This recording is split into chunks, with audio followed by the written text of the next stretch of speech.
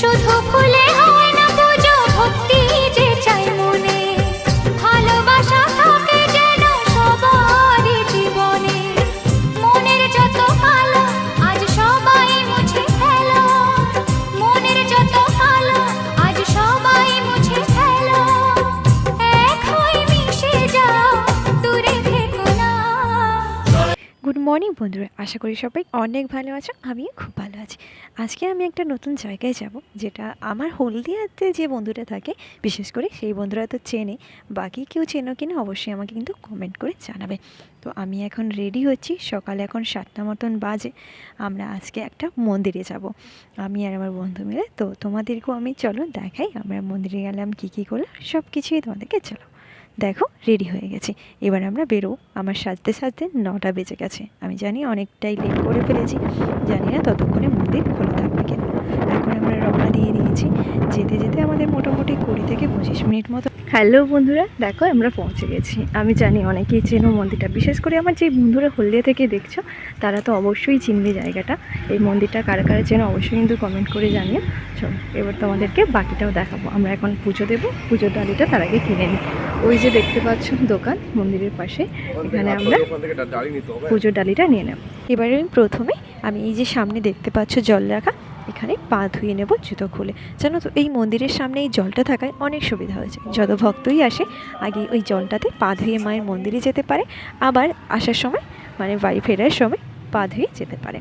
আমি চলে গেলাম পুজোর ডালি নিতে, আর এই যে দাদা আমাদেরকে দেখাচ্ছিল কোন ডালির কত প্রাইস রয়েছে আর কোন ডালিতে কী কী রয়েছে। অনেক রকম ভ্যারাইটিস ডালি রয়েছিল। আমি এর থেকে বড় ডালিটা নিয়েছিলাম, কারণ যেহেতু অনেকেই ছিল বাড়িতে, আলাদা করে আর প্রসাদ নিতে হবে না বড় ডালিটাতে। ওটাতে ছিল আলতা, সিঁদুর, মায়ের জন্য একটা জবা ফুলের মালা ছিল, ধূপ আর প্রসাদ ছিল। যাই হোক, তারপরে আমি প্রসাদ নিয়ে পুজোর ডালি নিয়ে চলে গেলাম সোজা নাম লেখাতে। এখানে নাম আর গোত্রটা লিখে দিতে হবে পুজোর ডালির মধ্যে, তাহলে সেই হিসেবে পুরোহিত পুজো দেবে। তো এইখানে চলে গেলাম, আর এইখানে 10 টাকা করে নেয় টিকিট। তাই পুজোর ডালিতে নাম লেখানো হয়ে যেতে এবার চলে গেলাম মন্দিরে। তবে দুঃখের বিষয় এটাই ছিল, আমরা মন্দিরটা খোলা পেয়েছিলাম ঠিকই, কিন্তু তখনও মায়ের ভোগের টাইম ছিল আর একদম বন্ধ হওয়ার শেষ মুহূর্ত। তাই আমাদের মায়ের মুখটা আমরা দেখতে পাইনি। আমি আরও দুজন ছিল ভক্ত, কিন্তু আমরা পুজোটা দিতে পেরেছিলাম। আমাদের পুজোর ডালিগুলো নিয়ে তো যখন মায়ের আরতি হচ্ছিলো ওখানেই দিয়ে দিয়েছিল, কিন্তু আমার মায়ের মুখ দেখতে দেওয়া হয়নি ওই সময়। আমি একটুখানি ঘন্টা বাজিয়ে নিলাম। আর চলো তোমাদেরকে না আমি মন্দিরটা একটু ঘুরে দেখাই।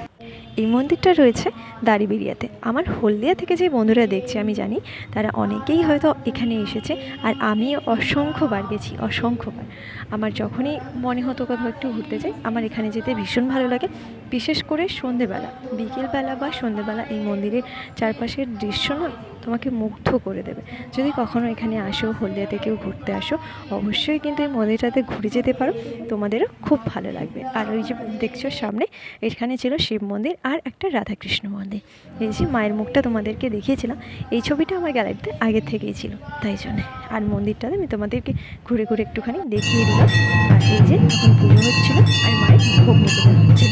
আর ওই যে মায়ের মন্দিরের সামনে অনেক বড় পুকুর রয়েছে, ওখানে অনেক ভক্তরা নামতে চায় না, যেহেতু অনেক খাড়া ছিল, তাই জন্যে মায়ের মন্দিরের সামনে জল রাখা, এটা খুবই ভালো কাজ।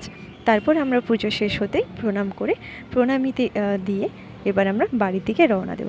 তার আগেই আমরা দুজন মিলে কিছু ছবি তুলে নিলাম, কিছু ভিডিও পোস্ট করলাম। কিন্তু হ্যাঁ, কেয়ারটেকার যিনি ছিলেন উনি আমাদের জন্য সেদিন একটু হলেও স্যাক্রিফাইস করেছেন। সেটা কীরকম বলো তো, ওনার কাজ ছিল সব যাত্রীরা চলে যাওয়ার পর মন্দিরে গেটে তালা দিয়ে দেওয়া, কিন্তু টাইম শেষ হয়ে যাওয়ার পরেও উনি আমাদের জন্য প্রায় আধ ঘন্টা মতন আরও ওয়েট করেছিলেন, কারণ আমরাই ছিলাম শেষ যাত্রী। উনি অপেক্ষা করছিলেন আমরা কখন বেরোবো আর উনি তালা দেবেন। তবে একবারের জন্যও কিন্তু উনি আমাদেরকে বিরক্ত করেনি বা বলেননি যে হ্যাঁ আপনার এবার যান।